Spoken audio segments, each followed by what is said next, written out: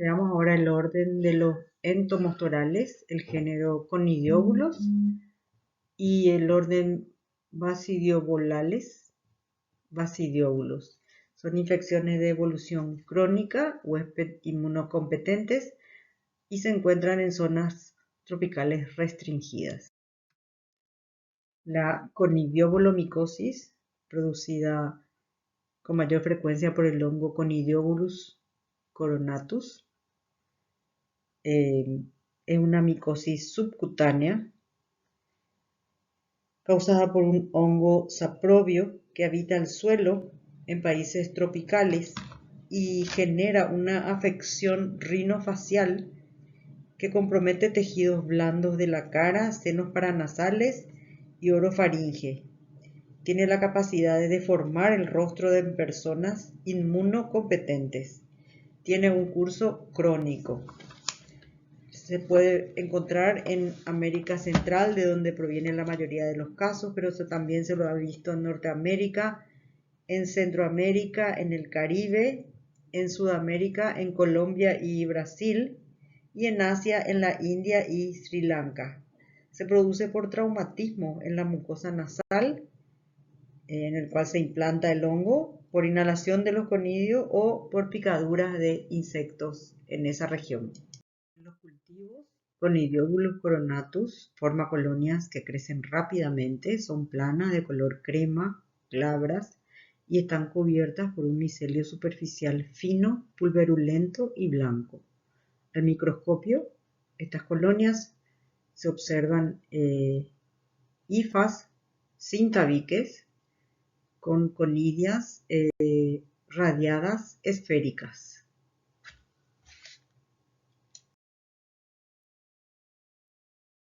Una infección causada principalmente por Basidiobulus ranarum, que es una enfermedad crónica restringida al tejido subcutáneo que afecta principalmente las extremidades, el pecho, la espalda o las nalgas.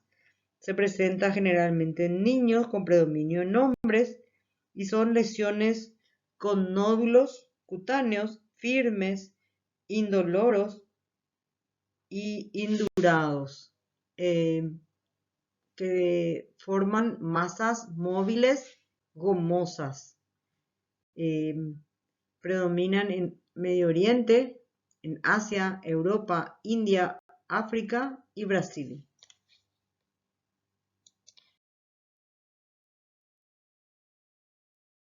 De Basidiobulus ranarum se debe hacer el cultivo, donde se observan colonias de crecimiento moderadamente rápido a 30 grados, colonias planas de color gris amarillento, luego a gris cremoso, glabras que se pliegan radialmente y se cubren con un micelio superficial pulverulento y blanco.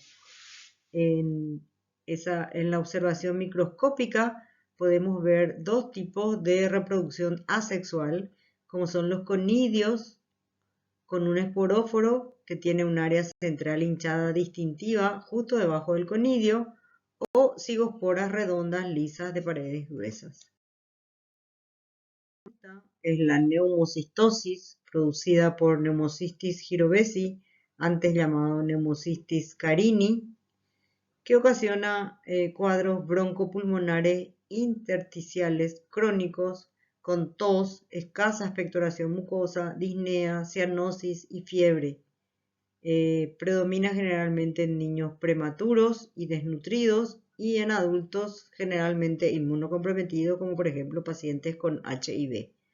Pero además puede afectar ganglios linfáticos, vasos, médula ósea, hígado, intestino delgado, tubo digestivo, ojos, piel, hueso y glándulas tiroides.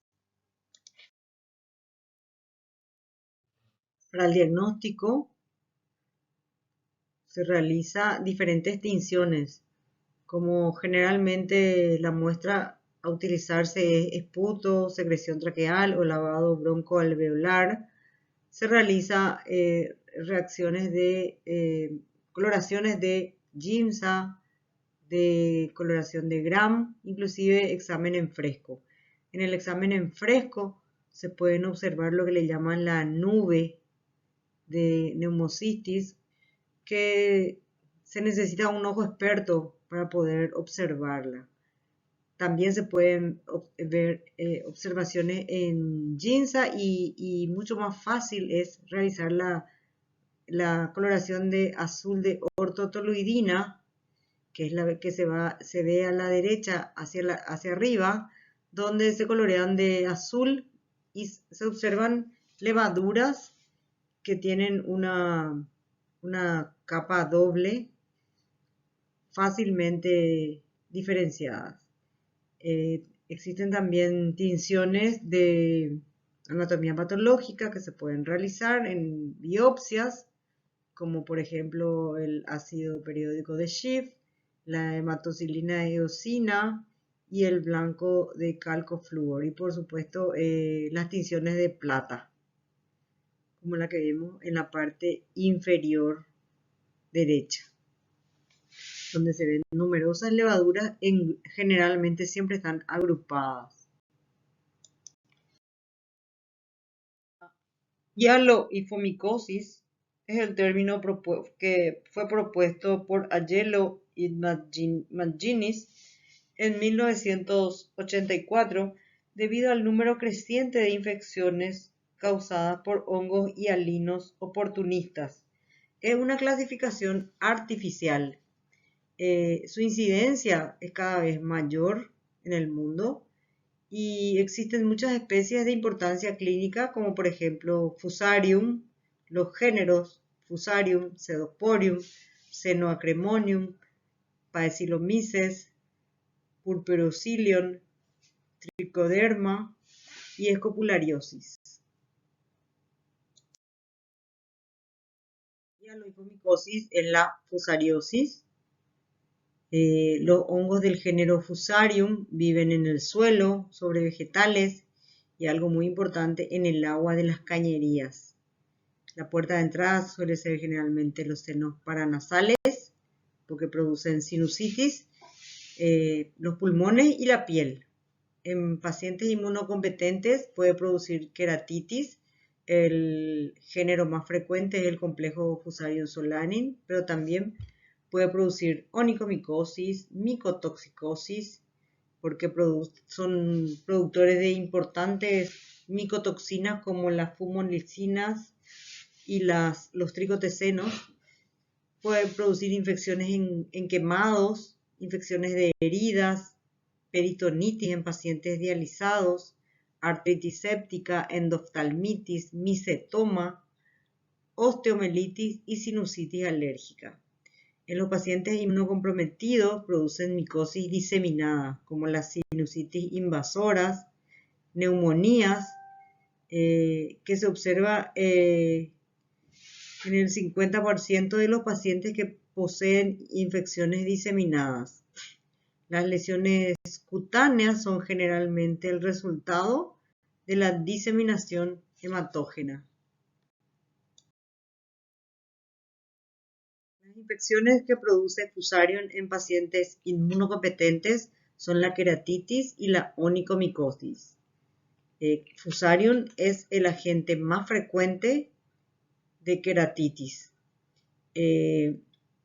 Generalmente es posterior a traumatismos o procesos quirúrgicos que rompen la integridad del epitelio corneal, lo que le permite la implantación del hongo. En el caso de la onicomicosis, produce onicomicosis subungueal distal, cutánea superficial. Y el agente más frecuente es Fusarium, complejo Fusarium oxysporum.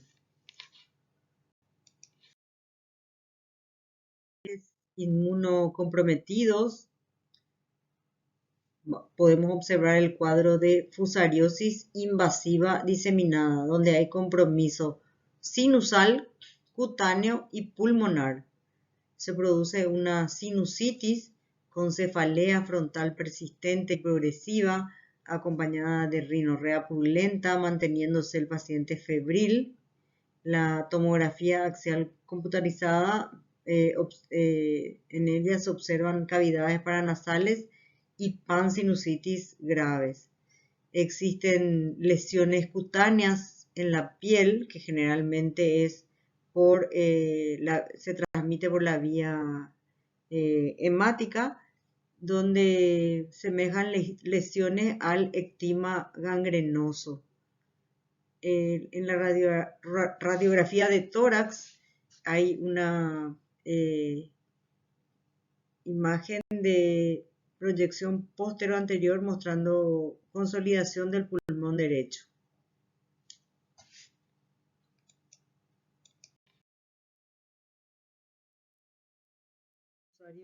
Solani contiene por lo menos 60 especies, de las cuales el 50% producen infecciones en los seres humanos. Para el diagnóstico se realiza el cultivo, donde se observan colonias que crecen rápidamente y en 4 días se obtiene un micelio aéreo de color blanco a crema, volviéndose luego de color marrón azulado. Al microscopio, estas colonias podemos observar macroconidias, como las que se observan en la parte inferior, que se encuentran en forma de media luna, con 3 a 5 tabiques, más frecuentemente 3, fusiformes y cilíndricos. El género Penicillium contiene más de 354 especies, son productores potenciales de micotoxinas, producen neumonías, onicomicosis, otitis, queratitis, maduromicosis. Las colonias, como se observan en la figura, suelen ser de crecimiento rápido, que tienen un color verde y a veces blancas. Al microscopio se observan cadenas de conidios unicelulares, se producen en sucesión basípeta a partir de una célula conidiógena especializada llamada fiálide. Se asemejan a los dedos de una mano o a un pincel, donde tenemos el conidióforo, la fiálide, que es del cual aparecen las microconidias que se forman en cadenas. Hipomicosis. Es un conjunto heterogéneo de infecciones fúngicas producidas por hongos negros o llamados también dematiáceos, porque producen colonias de color negro. El término fue acuñado por Ajello en el año 1974 para diferenciarlos de las cromomicosis. Se considera que existen más de 130 especies fúngicas, 70 géneros capaces de producir estas micosis. Entre los agentes más frecuentes están Exofiala, Fialófora, Bipolaris y Curvularia, que ahora están prácticamente juntas, Exerolium, Cladofialófora, Verruconis, Aerobasidium, Cladosporium, Ramicloridium, Alternaria, Foma, Chetomium, Citalidium y Neocitalidium, por citar los más frecuentes.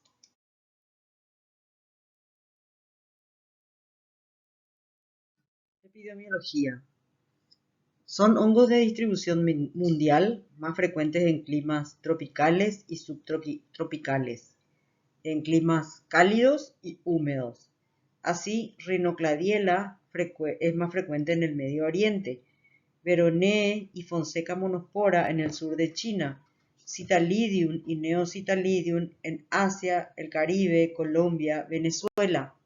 La fuente de infección es la tierra, detritus vegetales, el aire, el agua y la pulpa de maderas.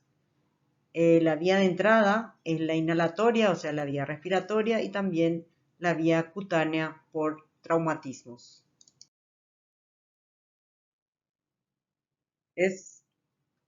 Puede atacar el hongo a cualquier edad, es más frecuente entre los 20 y los 40 años. No hay diferencia de géneros. Generalmente ataca a pacientes inmunodeprimidos. Está relacionado con la actividad del campo, o sea, es más frecuente en agricultores y campesinos, y los factores de riesgo son pacientes trasplantados de órganos sólidos, de médula ósea, terapia con corticoides, traumas, abuso de drogas, neutropenia, leucemia, uso de catéteres venosos centrales prolongados, pacientes VIH, pacientes con sinusitis crónica, y en los casos de micosis superficiales y subcutáneas los pacientes pueden ser inmunocompetentes. No se conocen bien todos los mecanismos patogénicos por los cuales causa infección en los pacientes inmunocompetentes. La melanina es un factor muy importante, diría el más importante, porque elimina radicales libres que producen las células fagocíticas con su estrés oxidativo, haciéndolas así resistentes a la fagocitosis y a los neutrófilos.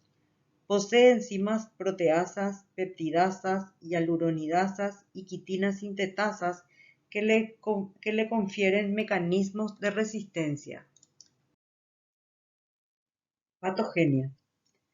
En los casos cerebrales, los hongos penetran por la vía respiratoria y se diseminan por vía hematógena. Las conidias son inhaladas. Estas van al pulmón originando un cuadro pulmonar casi siempre asintomático, y a partir de este foco, por neurotropismo, se disemina al cerebro. También pueden ser secundarios a inoculación traumática en piel y posterior diseminación, sobre todo en pacientes inmunodeprimidos. Los casos cutáneos son por inoculación traumática, se forman lesiones nodulares primarias que crecen hasta dar origen a abscesos subcutáneos. Principales manifestaciones clínicas, entonces tenemos la feoifomicosis superficial, la subcutánea y la cerebral y diseminada. Un consenso para la clasificación de estas micosis, pero una forma sencilla y práctica es la recomendada por Bonifaz, el cual clasifica en 4 categorías: la superficial, que puede ser cutánea, ótica, ocular; la subcutánea, que puede ser quiste micótico, nodular diseminada; la cerebral; y la diseminada o sistémica.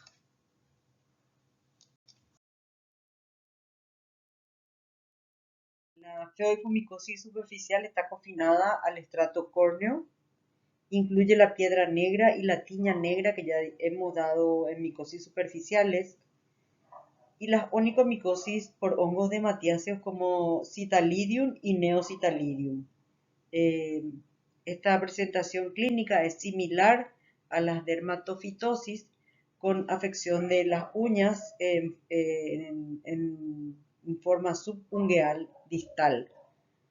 La queratitis micótica ocupa el tercer lugar entre las causas después de Fusarium y Aspergillus, y se asocia a trauma, diabetes y lentes de contacto. Además, puede presentarse en forma de otitis externa.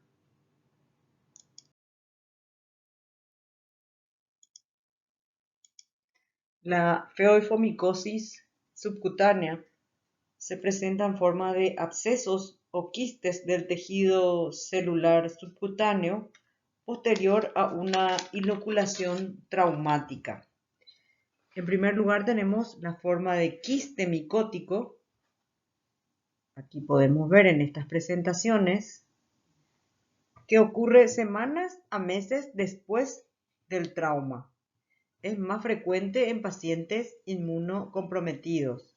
Se presentan nódulos, acá vemos los nódulos, subcutáneos, que pueden ser solitarios, asintomáticos, o pueden aparecer como placas o nódulos múltiples. Aquí vemos múltiples nódulos, eritematosos.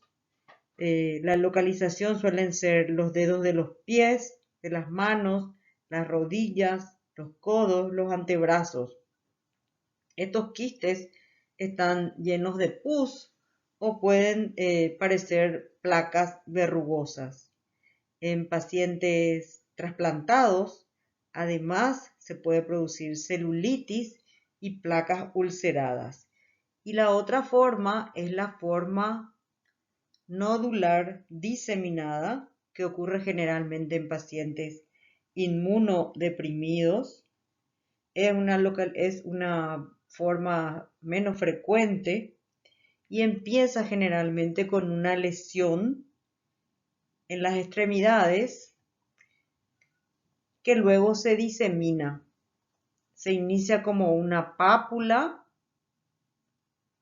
luego se forman nódulos únicos o múltiples, como vemos acá, de aspecto verrugoso, que pueden tener prurito y también pueden producir dolor. La febiofomicosis cerebral y diseminada generalmente es secundaria a la diseminación hematógena. Es más frecuente en inmunodeprimidos y es muy raro en pacientes inmunocompetentes. La forma más frecuente es un absceso cerebral único, aunque también puede haber meningitis, encefalitis o aracnoiditis. La vía de entrada es la inhalación. Muchas veces el cuadro pulmonar, que es la vía de entrada, puede ser asintomática, llega hasta cerebro, produciendo abscesos. Entre los signos y síntomas más frecuentes son la cefalea, las convulsiones, la fiebre, los cambios de comportamiento.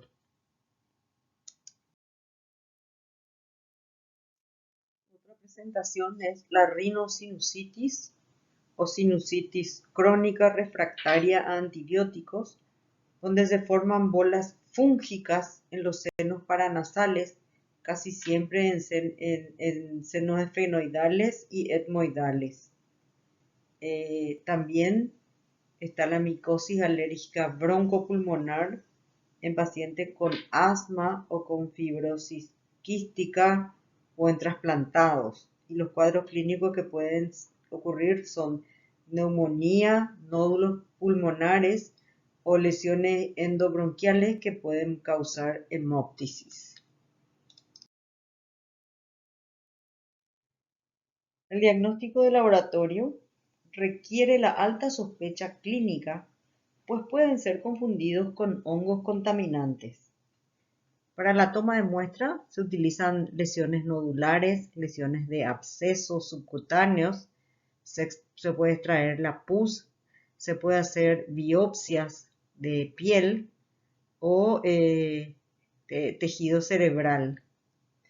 El primer estudio que se realiza es el examen directo con hidróxido de potasio al 10 al 20%, donde se observan las hifas características de matiáceas, o sea, oscuras, de color café, gruesas, tabicadas. Para los cultivos se utilizan medios comunes como el agar saburodextrosa o el agar papa, que se incuba a 28 grados. En una semana se empiezan a observar colonias levaduriformes negras que terminan de crecer bien a los 20 a 30 días y se vuelven mohosas. La biopsia es muy importante, sobre todo de la dermis y del tejido subcutáneo, Puede ser también biopsia de pulmón o de tejido cerebral para observar los elementos fúngicos en el centro del proceso inflamatorio. Hay una reacción granulomatosa inflamatoria, linfocitos, linfoblastos y células gigantes rodeando a los elementos fúngicos. Además son muy importantes para el diagnóstico las radiografías y las tomografías que permiten determinar y delimitar los abscesos cerebrales y pulmonares. La coloración de Fontana-Masson es de mucha utilidad porque tiñe la melanina de estos hongos y ayuda a diferenciar estos hongos de Matiaceae de otros hongos filamentosos, como podemos observar en las dos figuras de esta diapositiva. Veamos ahora algunos géneros frecuentes en la pseudofomicosis. Uno de ellos es la alternaria, que produce en el cultivo un micelio aterciopelado de una tonalidad gris a negra. Al microscopio se observan conidióforos flexuosos con conidios ovoides rugosos con septos transversales y oblicuos, como se ven en la figura. Alternaria produce sinusitis paranasal, puede producir infección de piel y tejidos blandos, puede producir queratitis, neumonías, peritonitis, y la especie más frecuente es Alternaria alternata.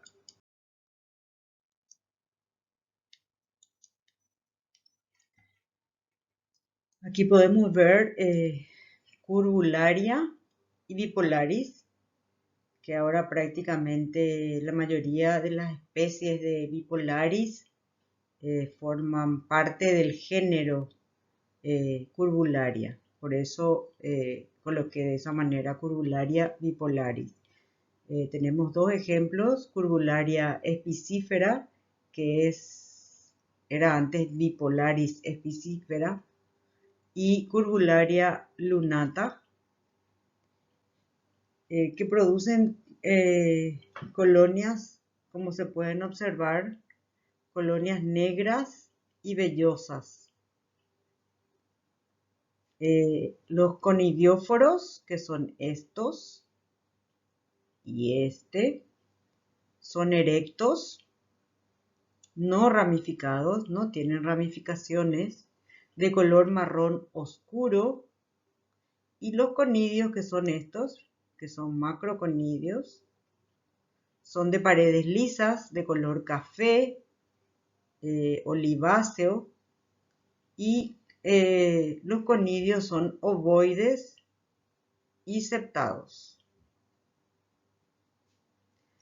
Curvularia produce sinusitis con diseminación al sistema nervioso central, produciendo abscesos cerebrales. También ataca piel y tejido subcutáneo. Se lo ha encontrado en infecciones asociadas a catéteres, en endocarditis, en neumonías, en osteomelitis y queratitis. El complejo Exophiala-Jenzel-May, que ya vimos anteriormente en micetoma y cromomicosis, está formado por 10 especies.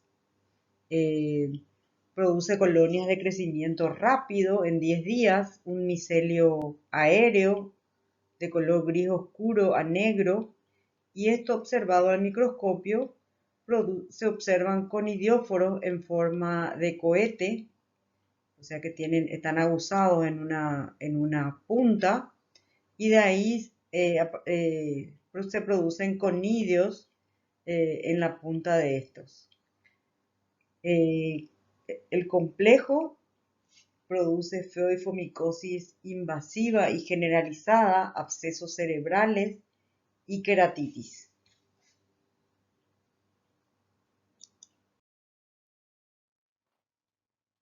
El complejo Exophiala spinifera y Exophiala dermatitidis producen feoifomicosis invasiva generalizada y abscesos cerebrales, neumonía y también feoifomicosis subcutáneas. Producen la mayoría de ellas colonias pastosas, oscuras, que luego se tornan vellosas. En el microscopio generalmente se observa un conidióforo que da lugar a aneloconidias ovoides.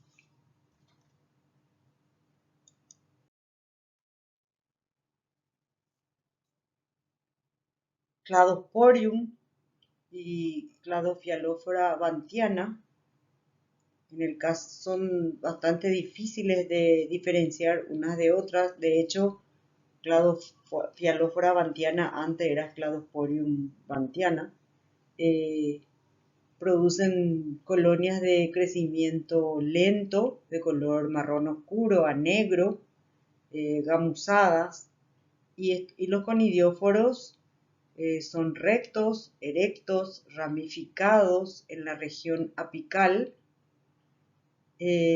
con conidios que van en cadenas acropétalos ramificados.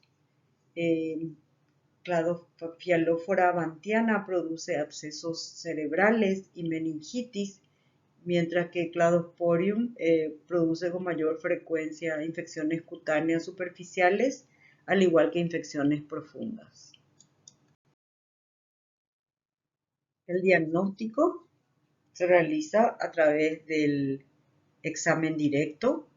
La muestra se coloca entre porta y cubre con una gota de hidróxido de potasio al 10 o al 20%, donde se pueden observar como en la figura las hifas tabicadas pigmentadas. Pero en ocasiones podemos ver inclusive hifas hialinas o blastoconidias que pueden desorientar al microbiólogo. En los cultivos, generalmente se cultivan medios comunes como la garzaburo-glucosa a temperatura ambiente y se desarrollan en su mayoría, son todas colonias negras. La anatomía patológica es muy útil para la observación de estas hifas y también la PCR, sobre todo para el diagnóstico precoz. Es muy importante ese diagnóstico precoz porque se desconoce el tratamiento más apropiado para la feoifomicosis, sobre todo la forma invasiva. El tratamiento implica un antifúngico, como por ejemplo la anfotericina B, y la escisión agresiva. Hay una cirugía que debe hacerse. A pesar de esto, las recidivas son frecuentes.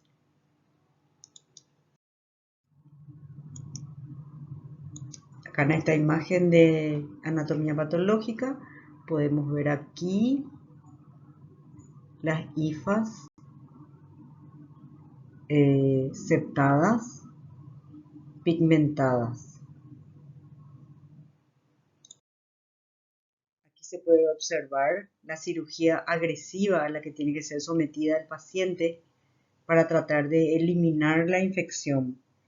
La escisión completa de la lesión se ha relacionado con una prolongación en la supervivencia.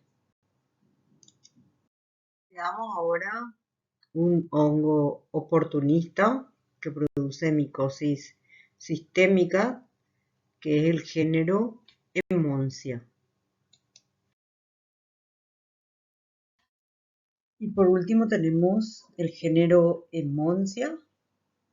Hay 3 especies conocidas: Emmoncia crescens, parva y pasteuriana. Emmoncia crescens se encuentra en todo el mundo, mientras que Emmoncia parva está restringida a áreas de América del Norte y del Sur Europa del Este, Australia y regiones del Asia. Son hongos dimórficos que producen la enfermedad llamada adiaspiromicosis. Es una enfermedad pulmonar muy rara e inusual. Generalmente ataca a inmunodeprimidos, sobre todo en pacientes con HIV. La infección se produce a través de la inhalación de los conidios por aerosoles. Estos conidios se encuentran en el suelo. En la mayoría de los casos, la exposición a estos conidios es asintomática, pero en pacientes inmunodeprimidos puede llegar al pulmón y estos conidios se transforman en levaduras gigantes que pueden llegar a ser hasta 1 millón de veces más grandes de su tamaño del tamaño de una levadura. La gravedad de la enfermedad depende del tamaño del inóculo y de la respuesta del huésped. Y puede ir desde una neumonía subclínica hasta una enfermedad difusa pulmonar que causa insuficiencia respiratoria hipóxica y puede ocasionar la muerte. Hemoncia pasteuriana actúa sobre todo en pacientes con HIV, produciendo lesiones cutáneas en cara, en cuerpo, que luego se diseminan.